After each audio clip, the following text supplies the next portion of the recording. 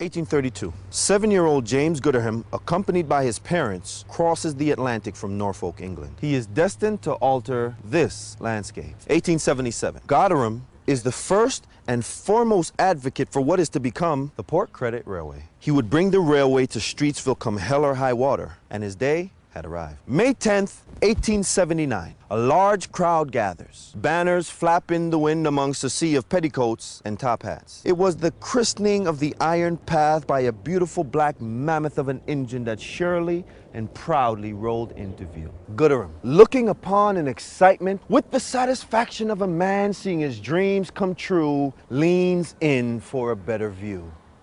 He slips. The train, with all the weight of his dreams, crushes Gooderham onto the tracks of his legacy. What followed was one of the largest funerals in the history of the Toronto area. 1979, June 16, 5:45 p.m., Mississauga, 789 Melton Drive. Travis Matchett and his 19-year-old daughter, Donna, are enjoying their backyard garden. Donna is suddenly stirred by the sensation of an object passing by her head and turns in the direction of what she sensed from the corner of her eye to be a fiery projectile. That object, extinguished and after cooling, a flat, dark green rock 8 inches in diameter. Travis Matchett wastes no time and contacts Pearson International Airport, the University of Toronto, and the Canadian Armed Forces. All official offerings are the same. No explanation. Phone calls come in from media sources all over the globe. An inspector from the Ontario Ministry of the Environment finds himself standing on the doorstep of 789 Melton, and he offers no further insight. This global sensation and mystery is handed over to one final source, the Peel Regional Police. They make 2 final conclusions. The Matchetts are no longer at this address.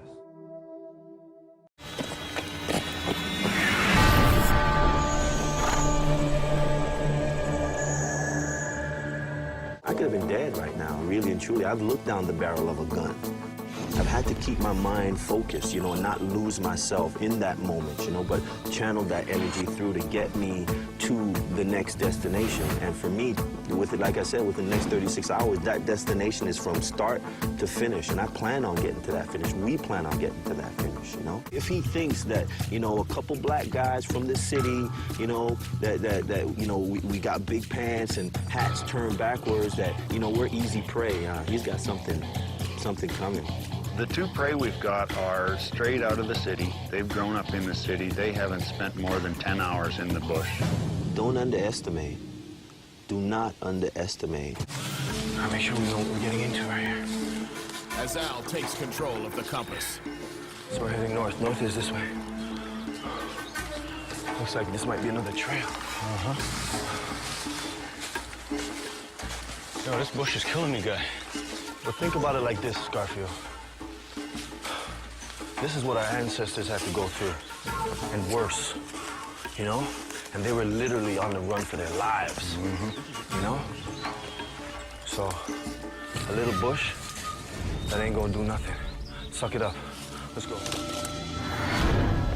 Well, as usual, our ambush got screwed up. I figured they'd be walking down the trail, and they came in the bush over a bit of a hill and saw my horse. Ran back across the road, almost past Barry. We're too fast for you. You're not talking shit now. They just yelled back in here. You've done really well, buddy. You've kept up with us. You've kept up with us. I know my limitations. You're an old man. That's your limitations. Well, And you got a small horse. Shh, dude. Cut the dialogue. That's part of his plan.